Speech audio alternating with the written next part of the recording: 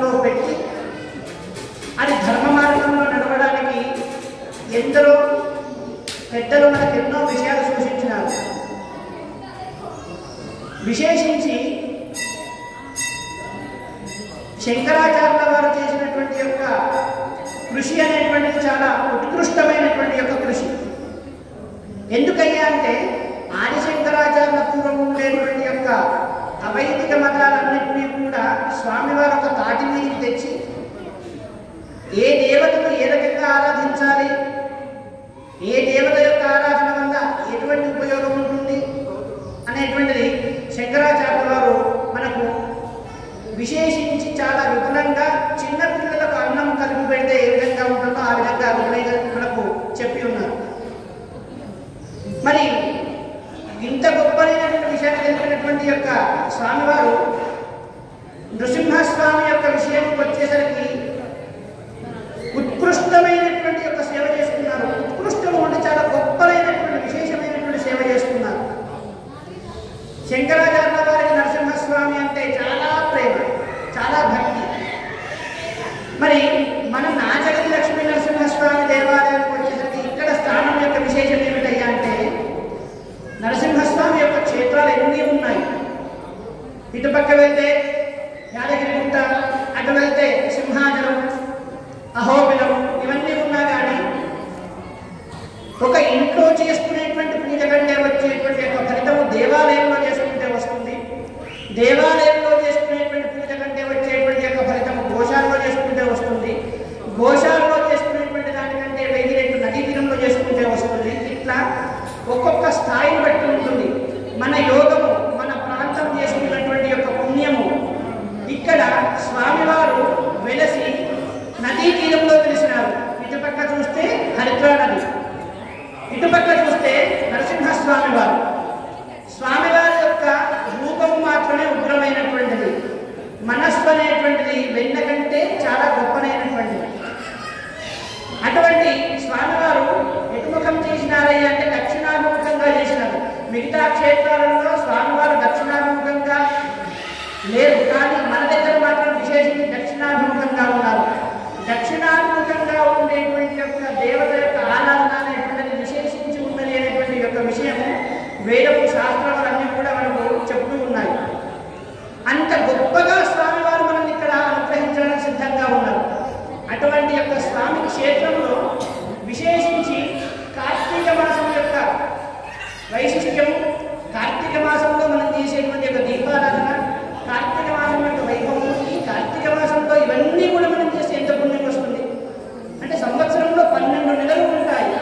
12 నెలల్లో మిగతా నెలలకు లేనటువంటి యొక్క వైభవము, మిగతా నెలలలో లేనటువంటి యొక్క ఆరాధన, మిగతా నెలలలో లేనటువంటి యొక్క పూజా వైశిష్ట్యం అంతా కూడా కేవలం ఒక కార్తీక మాసానికి ఎందుకు పెట్టినారు అంటే శ్రావణ మాసం ఉంటుంది, మొత్తం కూడా శివారాధన. ఆశ్వీజ మాసం ఉంటుంది, అమ్మవారి యొక్క ఆరాధన. మార్గశిర మాసం వస్తుంది, మార్గడి అంటారు, విష్ణు యొక్క ఆరాధన. మాఘమాసం వచ్చేసరికి సూర్యుని యొక్క ఆరాధన. మరి ఇదంతా కూడా ఒక్కొక్క నెల ఒక్కొక్క దేవతకు వస్తుంది.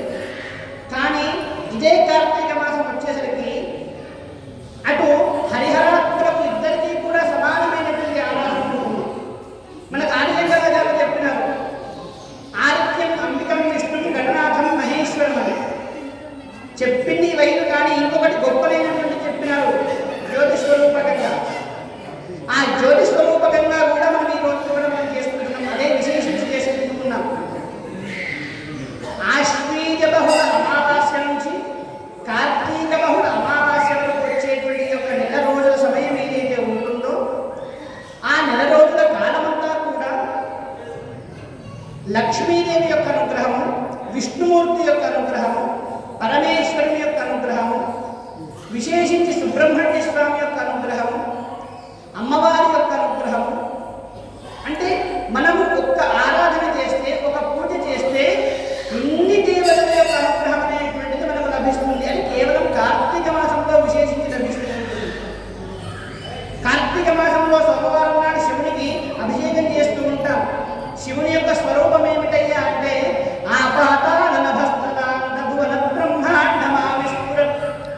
స్వామివారి రూపం ఎక్కడి నుంచి ఎక్కడి వరకు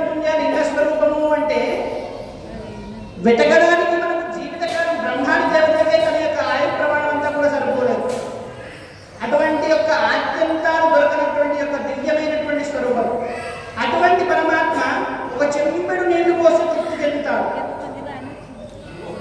అటువంటి యొక్క శివుడు. అట్లాగే లక్ష్మీదేవి ఎక్కడ ఉంటుంది? విష్ణువు యొక్క హృదయ స్థానంలో ఉంటుంది. విష్ణుమూర్తిని మనం ఆరాధించాలి. విష్ణుమూర్తిని ఎట్లా ఆరాధిస్తున్నాము మనం కార్తీక మాసంలో అని చెప్పేసానంటే మనం 4 రకాలుగా 5 రకాలుగా ఆరాధన చేసుకున్నాము. ఒకటి, స్వామివారు ఎలా ఉంటారు అంటే ఇక్కడ ఇది ఒక రకంగా మీకు నరసింహస్వామి రూపంలో కనబడుతున్నారు, సాలగ్రామ రూపంలో ఉంటారు. మనము ఈ మాసాన్ని ఏమంటాము? ఈ విశేషించి సంకల్పంలో ఏమి చెప్తాము అంటే దామోదర ప్రీతయే, కార్తీక దామోదర ప్రీతయే అని చెప్తాము. మరి దామోదరుడు ఎవరు? అసలు ఈ మాసానికి కార్తీక మాసం అనేటువంటి పేరు ఎందుకు వచ్చింది అనేటువంటి విషయాన్ని మనం ఇంకా విచారణ చేస్తే, పౌర్ణిమ నాడు ఏ నక్షత్రం అయితే ఉంటుందో ఆ నక్షత్రానికి పౌర్ణిమ రోజు ఉండేటువంటి యొక్క పేరే, ఆ నక్షత్రం పేరే మాసానికి పెడతారు. చిత్తా నక్షత్రం పౌర్ణిమ నాడు ఉంటుంది కాబట్టి దాన్ని చైత్ర మాసం అని, కృత్తికా నక్షత్రం పౌర్ణిమ నాడు ఉంటుంది కాబట్టి దాన్ని కార్తీక మాసం అని, ఇట్లా 12 నెలలకు 12 మాసాలకు 12 నక్షత్రాల పేర్లతో సహా అలా శాస్త్రకారులు దాన్ని నిర్ణయం చేసినారు. మరి కృత్తికా నక్షత్రం అనేటువంటిది అంటే జ్యోతిష్ శాస్త్రం ప్రకారం కృత్తికా నక్షత్రం అనేటువంటిది అగ్ని నక్షత్రం. అగ్నిముఖా వై దేవా అనేటువంటిది. అగ్నిముఖం ఏ పూజ చేసినా సరే, ఏ యజ్ఞం చేసినా సరే, మనం భగవంతుడికి ఒక విషయాన్ని, ఒక పదార్థాన్ని అర్పణ చేస్తున్నామంటే పరమాత్మను వచ్చి తింటారా అంటే చూపించి మనమే ప్రసాదంగా స్వీకరిస్తాము. కానీ భగవంతుడికి మనం ఇవ్వాలంటే ఏం చేయాలి? ఒక యజ్ఞం చేయాలి, ఒక హోమం చేయాలి. ఆ హోమంలో పదార్థం వేసినటువంటి పదార్థం ఎట్లా ఉంటుంది అంటే పరమాత్మ ఆ రూపకంగా వచ్చి తీసుకువెళ్తాడు. అందుకే అగ్నిముఖా వై దేవా అనేటువంటి మాట. కృత్తికలు అనేటువంటి యొక్క వాళ్లకు సంతానంగా పుట్టినటువంటి వారు ఎవరయ్యా అంటే సుబ్రహ్మణ్య స్వామి. మనము ఈ కృత్తికనే అగ్ని నక్షత్రంలో స్వరూపకంగా ఉండేటువంటి ఒక కృత్తికలు ఏదైతే ఉంటుందో, కృత్తికా స్వరూపకంగా ఏదైతే సుబ్రహ్మణ్య స్వామి జన్మించినాడో ఆ సుబ్రహ్మణ్య స్వామి జ్యోతి స్వరూపకంగా ఉంటాడు. ఆ జ్యోతి స్వరూపకంగా ఉండేటువంటి యొక్క సుబ్రహ్మణ్య స్వామి ఆరాధన కూడా ఇందులో విశేషంగా ఉంటుంది. అందుకే మనం చెప్పుకున్న ప్రారంభంలోనే ఈ యొక్క శంకరాచార్య వారు చేసినటువంటి యొక్క విశేషమైనటువంటి యొక్క అంశంలో ఆరాధన అనేటువంటిది అన్ని దేవతల ఆరాధన అనేటువంటి ఇందులో కనబడుతూ ఉంటుంది. అట్లా జ్యోతి స్వరూపకంగా సుబ్రహ్మణ్య స్వామి ఆరాధన జరుగుతూ ఉంటుండగా విశేషించి లక్ష్మీదేవి ఎక్కడ ఉంటుంది అంటే తైలే లక్ష్మీ జలే గంగే. గంగా అనేటువంటిది ఎక్కడైనా ఉంటుంది. మన ఇంట్లో నీళ్ళల్లో ఉంటుంది, నదిలో ఉంటుంది, కొలంలో ఉంటుంది, తటాకంలో ఉంటుంది, చిన్న కాలువలో కూడా గంగా ఉంటుంది. కానీ గంగకు శుద్ధి స్థితి ఎప్పుడు వస్తుంది? గంగ యొక్క స్పర్శ మనం చేసి గంగా గంగా మాంకుని, గంగే గంగే మాంకుని అని మనం స్మరణ చేయడం వల్ల దాని యొక్క శుద్ధత వస్తుంది.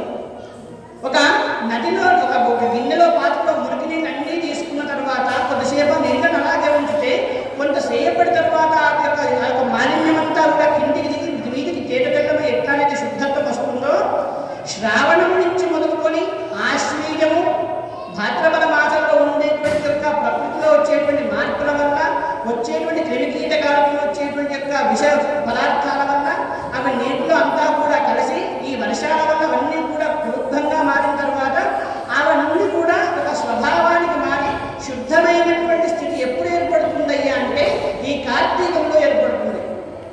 ఈ కార్తీకంలో ఆశ్వీజ బహుళ అమావాస్యను మనం తైలాభ్యంగనం చేసుకొని స్నానం చేస్తే అటు లక్ష్మీదేవి యొక్క అనుగ్రహము, ఇటు గంగాదేవి యొక్క అనుగ్రహము. మనం ప్రతి క్షేత్రానికి వెళ్ళి స్నానం చేస్తూ ఉంటాం, నదిలో స్నానం చేస్తూ ఉంటాం. స్నానం చేయడం వల్ల ఏమవుతుంది అంటే బాహ్యమైనటువంటి శరీర శుద్ధత్వమే కాదు, అంతఃకరణంలో లోపల ఉండేటువంటి యొక్క మనస్సుకు పట్టినటువంటి మాలిన్యాన్ని కూడా ఆ యొక్క స్నానం వల్ల పొడగొడుతుంది. అందుకే మన నాటకంలో ఉండేటువంటి ఒక స్థానంలో ఉండేటువంటి గొప్ప వైభవం అదే. అటు చూస్తే గంగా, ఇటు చూస్తే గిరి. ఇటు కొండ మొన్ననే స్వామివారు వచ్చి మన యొక్క ఈ యొక్క నాచగిరిలో గిరి ప్రదక్షిణ చేసినారు. దామోదర ప్రీతయే అని చెప్పేసి అంటాం. దామోదరుడు అంటే ఎవరు? సాక్షాత్తు కృష్ణ పరమాత్మ. ఆ కృష్ణ పరమాత్మ ఏమి చేసినాడు? కృష్ణ పరమాత్మ లీలలు వైభవాలు తెలుసుకుంటూ పోతుంటే మనకు కాలమే సరిపోదు. దామోదరుడు అనేటువంటి పేరు ఎందుకు వచ్చింది? మనం దామోదరుడు అనేటువంటిది ఎందుకు పిలవాలి? అచ్యుతను అనంతను గోవిందను పిలవచ్చు కదా అంటే కార్తీక మార్గశిర శుద్ధ ఏకాదశి నుంచి కేశవుడు అనేటువంటి నామం నుంచి ప్రతి నెలకు వచ్చేటువంటి 2 ఏకాదశులకు 2 నామాల చొప్పున కార్తీక శుద్ధ ఏకాదశికి వచ్చేటువంటి పేరు ఏదైతే ఉందో దానికి దామోదర ఏకాదశి అనేటువంటి నామకరణంతో పిలుస్తూ ఉంటారు. దామము అంటే సమస్తమైనటువంటి లోకములు, దామము అంటే దారము. ఈ యొక్క సమస్తమైనటువంటి యొక్క లోకాలన్నింటినీ కూడా తన యొక్క ఉదరంలో కడుపులో పెట్టుకున్నటువంటి వారు ఎవరైతే ఉన్నారో అతను దామోదరుడు. ఎవరైనా దామోదరుడు అంటే సాక్షాత్తు పరమాత్మ. ఏ పరమాత్మ అయినా అంటే ఏ రూపకంగా తీసుకుంటే ఆ రూపకంగా నీకు కనబడతాడు. భావగ్రాహి జనార్దన.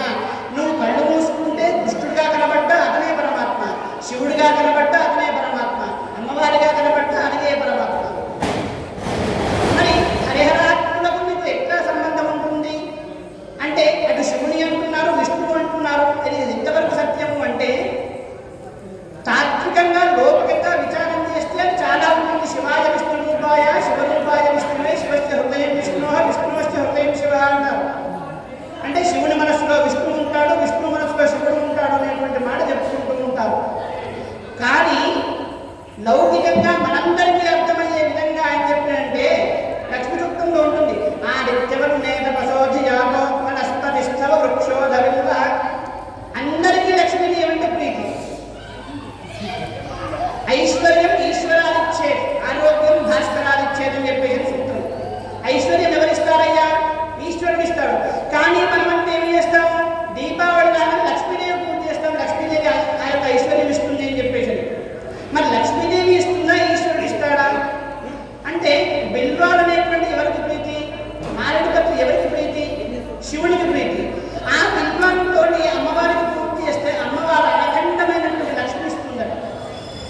మరి ఇది ఎక్కడి వరకు ఎంతవరకు సమంజసము అంటే మనము భేదాన్ని చూసుకుంటున్నాము కానీ ఆ యొక్క భేదం అనేటువంటిది పరమాత్మలో ఉండదు. పరమాత్మను మనం ఒక స్త్రీ రూపకంగా చూసుకున్నా, పురుష రూపకంగా చూసుకున్నా, ఏ రూపకంగా చూసుకున్నా, విష్ణు రూపకంగా చూసుకున్నా, శివరూపకంగా చూసుకున్నా కానీ మూలముగా ఉండేటువంటి యొక్క పరమాత్మ స్వభావం ఒకటే అనేటువంటిది మనకు వేదము చెప్తుంది. వేదములో లేనటువంటిది బయట ఎక్కడ ఏం లేదు. బయట ఏదన్నా ఉందంటే ఖచ్చితంగా వేదంలో ఉంటుంది. వేదమే మనకు ప్రమాణం. మరి ఇందులో కార్తీకమే విశేషం ఏమిటయ్యా అంటే మాసానాం మార్గశీర్షోస్మి అంటారు. కానీ కార్తీకమైనటువంటి మాసం అనేటువంటి లేని లేదట. దానికి సమానమైనటువంటి మాసం కార్తీక మాసం లేదు. వేదానికి మించినటువంటి యొక్క శాస్త్రం లేదు. యుగాలలో కృతయుగానికి మించినటువంటి యుగం లేదు.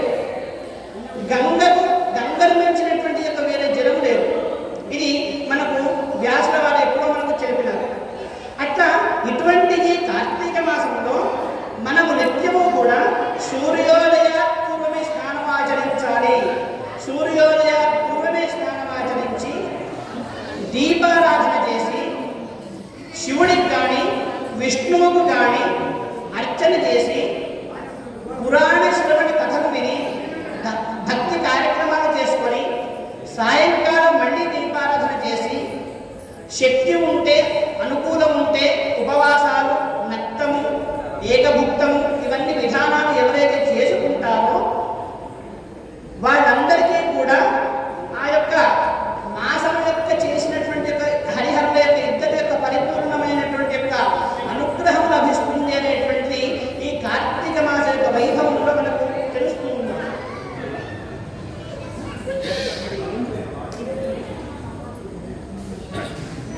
దీని ప్రభావం చేత కార్తీక మాసం యొక్క వైభవాన్ని ఒక్క 2 నిమిషాలలో 2 కథ ఒక చిన్న అంశంగా తెలుసుకుని మనం ఇక్కడికి దీన్ని సమాప్తం చేసుకుంటాం. తత్వవిధుడు, తత్వనిష్ఠుడు అనేటువంటి యొక్క బ్రాహ్మణుడు ఉండేటువంటి వాడు చాలా గొప్పలైనటువంటి వాడు. స్వామి యొక్క అనుగ్రహం చేత తీర్థయాత్రలు చేస్తూ పోతూ ఉన్నాడు. ఆ తీర్థయాత్ర యొక్క ప్రభావం చేత అతనికి గొప్పనైనటువంటి నదిలో స్నానం చేయడం వల్ల గొప్పనైనటువంటి మేధస్సు, గొప్పనైనటువంటి యొక్క శక్తి అనేటువంటిది కలుగుతూ ఉన్నది. అతను ఒకరోజు స్నానం చేస్తూ ఉంటే, యాత్రలు చేస్తూ ఉంటే శరీరం మీద ఒక వస్త్రము, ఇంకొకటి స్నానం చేస్తే మార్చుకోవడానికి ఇంకొక వస్త్రం, 2 వస్త్రాలు మాత్రమే ఉన్నాయి. ఒకరోజు ఆ వస్త్రాన్ని తీసుకువెళ్ళినారు, పట్టుకుపోయింది. ఆ వస్త్రాన్ని పట్టుకోవడానికి మార్గం గుండా వెళ్తున్నటువంటి అతనికి ఒక చెట్టు కిందికి వెళ్ళగానే బ్రహ్మరాక్షసులు కనబడ్డారు. 3 బ్రహ్మరాక్షసులు కనబడ్డారు. వాళ్ళు ఏమి చేసినారయ్యా? వాళ్ళు చేసినటువంటి పాపాలు ఏమిటయ్యా అంటే, ఒకడు గోవులను బ్రాహ్మణులను హింసించినాడు, ఎవరికి తిండి పెట్టలేరు. ఇంకొకడు నేను రాజుడు కదా అని చెప్పేసి దైవత్వం దేవతలను పూజ చేసేటువంటి వాడిని ఆపినాడు, ప్రజల సొమ్ము దోచుకున్నాడు. ఇంకొకడు కనబడిన వారిని వల్ల జంతువులను మనుషులందరినీ కూడా చంపేస్తున్నాడు. ఈ 3 కూడా నరకంలో కొన్ని వేల సంవత్సరాలు ఉండి అనుభవించి తరువాత వాళ్లకు తిండి తినలేనటువంటి పరిస్థితులలో వాళ్ళ దగ్గరికి ఎవరైతే వస్తారో వాళ్లకు మాత్రం వాళ్ళకి దొరికినోడు తీసుకుని తినడం అనేటువంటిది వాళ్ళకు అక్కడ శాపం అనేటువంటిది ఉన్నది. ఆ శాప ప్రభావం చేత ఇతను వెళ్ళగానే, ఇతన్ని చూడగానే అతను ఈ యొక్క తత్వనిష్ఠుడైనటువంటి వాడు భయపడి గోవింద, అచ్యుత, అనంత అనేటువంటి మాటలను పిలవగానే ఇతని రూపాన్ని చూచి, ఇతను పలికినటువంటి వాక్కును చూచి ఆ యొక్క స్వామి నామాలు కూడా చూడబడగానే వాళ్ళ యొక్క సగం పాపం వెళ్ళిపోయిందట. స్వామి, నువ్వే నన్ను కాపాడినవు, మా యొక్క పాపాలన్నీ పొడగొట్టినవు, మేము చేసినటువంటి గజజన్మలో చేసినటువంటి యొక్క పాపాలన్నీ కూడా మాకు గుర్తొచ్చినాయి, మిగతా పాపాలన్నీ కూడా మాకు పొడగొట్టండి అని చెప్పి అతను బతింగా అన్నాడు. అప్పుడు అతను చెప్పినాడు, నాకేమి తెలియదు, నేను నిత్యము కూడా నేను పూజ చేసుకుంటాను, గంగలో స్నానం చేస్తాను, ఇంతకంటే గొప్పనైనటువంటి స్థితి నాకేం తెలియదు అని అతని గురువు గారిని ప్రార్థించినాడు. గురవే సర్వలోకానాం భిషదే భవరోగిణ, సమస్తమైనటువంటి యొక్క అన్ని అనుగ్రహాలను, అన్ని పాపాలను పొడగొట్టేటువంటి వాడు ఎవరయ్యా అంటే ఆ గురుస్వరూపుడు గురువు గారు. ఆ గురువు గారు ప్రత్యక్షమై, నాయన నీవు వాళ్ళని అనుగ్రహించాలంటే నీవు నిత్యము నదిలో స్నానం చేస్తున్నావు, దీపారాధన చేస్తున్నావు కాబట్టి, అనుష్ఠానం సంధ్యావందనాది కార్యక్రమాలు చేసుకుంటున్నావు కాబట్టి ఈ ఏకాదశి రోజు నాడు చేసినటువంటి ఆ యొక్క దీపారాధన కానీ, ఆ యొక్క స్నానం యొక్క ఈ యొక్క కార్తీక మాసంలో మొత్తం చేసినటువంటి ఒక పుణ్యాన్నంతా కూడా వాళ్లకు ధార పోస్తే ఆ యొక్క వాళ్ళ యొక్క దోషాలన్నీ కూడా తొలగిపోతాయి. తర్వాత వాళ్ళ యొక్క కార్తీక మాసంలో వాళ్ళు ప్రతి నెల రోజు కూడా నిత్యం కూడా నదిలో స్నానం చేయాలి, ఆ యొక్క స్వామి యొక్క ఆరాధన చేయాలి అనేటువంటి యొక్క విషయాన్ని తెలిపినారు. అలా ఎప్పుడైతే తెలిపినారో, అతను ఎప్పుడైతే వాళ్ళకి ధార పోసినాడో ఆ దోషమంతా కూడా తొలగిపోయి ఆ యొక్క వాళ్ళకి ముక్తిని, మోక్షం లభించింది. అంటే ఇంత గొప్పనైనటువంటి యొక్క లక్షణం కార్తీక మాసానికి ఉన్నది. అందుకే స్వామి యొక్క క్షేత్రంలో, మనం ఒక స్వామి యొక్క స్థానంలో, మా పక్కకే నదీ తీరంలో మనము ఈ యొక్క అవకాశాన్ని సద్వినియోగం చేసుకొని ఆ స్వామి యొక్క పరిపూర్ణమైనటువంటి అనుగ్రహాన్ని మనం అందరం కూడా పొంది మనం ముక్తులం కావాలి. ఈ యొక్క శరీరం ఉన్నంత కాలం కూడా పునరభిజననం, పునరభిమరణం అవన్నీ మనకు ఉండకూడదు, ముక్తి లభించాలి. స్వామి యొక్క దయ ఉంటే అన్నీ ఉన్నట్టే అనేటువంటి యొక్క దృష్టి మనం పెట్టుకొని ఆ యొక్క స్వామి యొక్క ఆరాధన, దీపోత్సవం అనేటువంటిది చేసుకొని అందరం కూడా అనుగ్రహాన్ని పొందాలని కోరుకుంటూ, భక్తవత్సల భగవానికి, లక్ష్మీ నృసింహస్వామి భగవానికి,